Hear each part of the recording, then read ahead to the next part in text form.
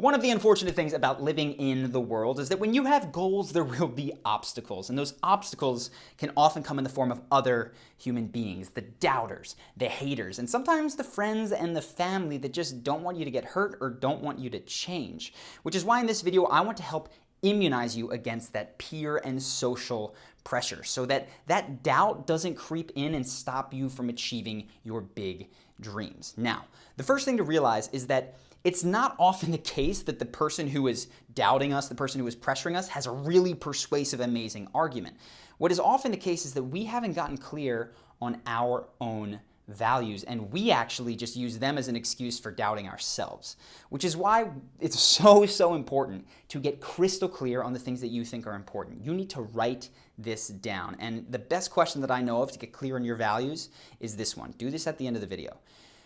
When you're 90 or you're 100 years old and you are looking back at your life and all the amazing things that you did, what do you want to see? When especially you're looking back at this time period in your life, what would you like to say? Would you like to say that that was a time period in my life where I conformed, well, I followed what everybody said, I took the safe path and just kind of played it safe?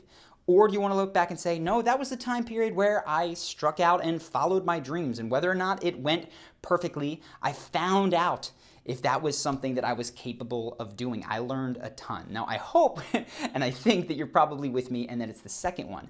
But when you do this, a lot of things will become clear to you. And I actually did this many years ago.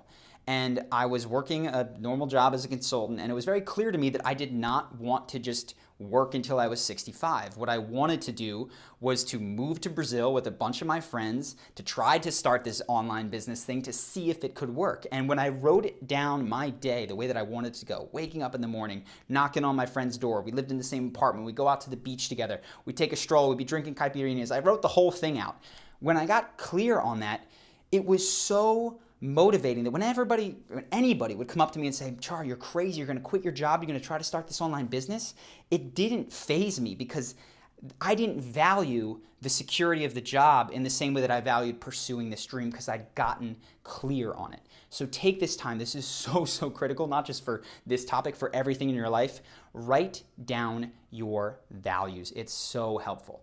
The second thing that you're going to need to do is to realize that there isn't a human being that I know that is immune to social pressure. We all are adjusting and reacting based on the people around us, which is why the answer is not just to say, hey, nobody can influence me. It's to build, that is an ambulance. I'm going to keep going because this is one take though. The answer is to build a moat, right? The answer is to have this moat surrounding you of really positive influences such that when there's a negative influence, it doesn't break through. Now, the important thing to realize here is that if you're like me and you want to be an entrepreneur, you're not necessarily surrounded by other entrepreneurs. So your first influences inside that moat are going to come from books, audio tapes, and video. For me, it was Tim Ferriss. I read The 4-Hour Workweek, and that really laid out the blueprint for how I was going to travel, how I was going to spend my 20s, the business that I would run. So if you're interested in any of those things, travel, lifestyle, having freedom of time or business, go to The 4-Hour Workweek. It's changed probably tens of thousands of people's lives at this point. Amazing book. If you're interested in social stuff, hopefully this channel is helping you to really improve your social skills. If you want more, join our course, Charisma University. I'm going to throw a link in the description. The important part is you want to refer to this probably daily. Right? In Charisma University, we have an action guide that is for 30 days. It tells you exactly what to do. I would reread The 4-Hour Workweek. You need that influence in your life day to day because you're getting so many bad ones from everybody else. There's a 2B to this, which is you can't just have your little moat built with authors and dead people, right? It's not going to work for you. Or YouTube people like me who are hopefully at the time of this filming still alive. You need to have real live human beings that you can interact with, which is why what I recommend is when you find that book, share it with your friends. When you find that video, send it to them.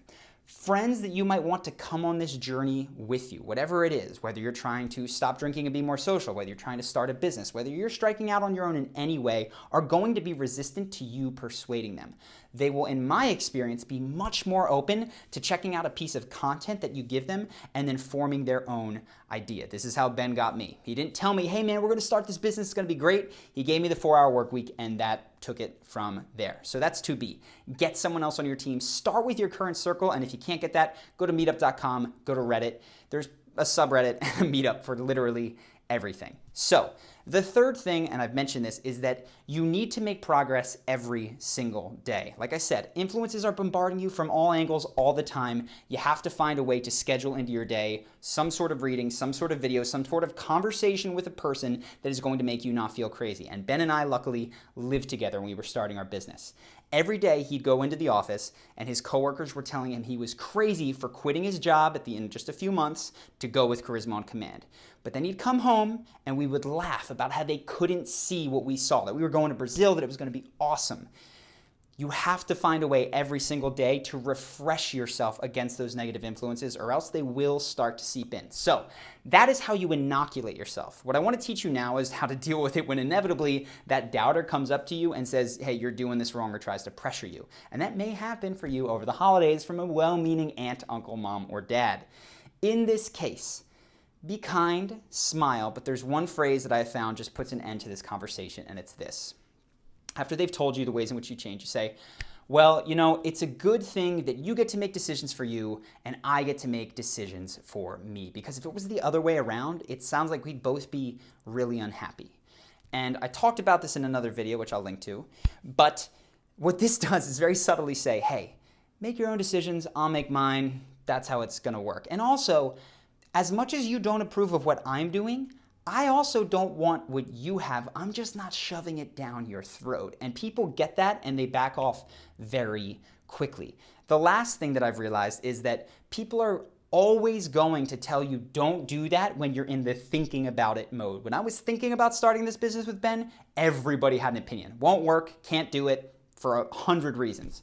Once I quit my job, once I started, those voices diminished because it was too late. They couldn't save me at this point. So, if it's something that isn't dangerous, this is a Tim Ferriss-ism, if you will, from 4-Hour Workweek, there's very few things in your life that are not recoverable. So just go for it. If you decide that it's a stupid idea, that it was a failure, you can almost always work your way back to the previous position you were with a little bit of time, a little bit of money, and perhaps a little bit of begging for your old job back.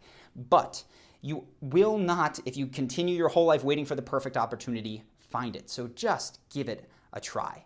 That's it for this video. I just want to tell you guys really quick, I've been busy with family stuff, which is kind of what inspired this, because my mom and I did not see eye to eye on the way that I was spending money recently. I know she's going to watch this. I love you, Mom, and I hope that you don't take this any personally or upset by it. But anyways, we're going to have a video on Star Wars coming up after this, and that video is going to be, I think, 2 actually. One might be on Han Solo, why we're going to miss him, sort of a charisma breakdown on Han, and the other one on family. The other one on why family is so important, because really Star Wars is this space western with these weird family ties. It's a family drama, and it's so much more impactful because it is. So I want to talk about the importance of family relations and how they probably drive you more than you may realize. And I actually am very excited for that one because I think it's going to be kind of insightful. So that's it for this video. If you want to see those new videos coming up, Star Wars and beyond, hit the subscribe button, hit that notification bell. If you don't hit the notification bell, I'm finding that fewer and fewer people are seeing our videos on the homepage. So if you want to make sure that you see us,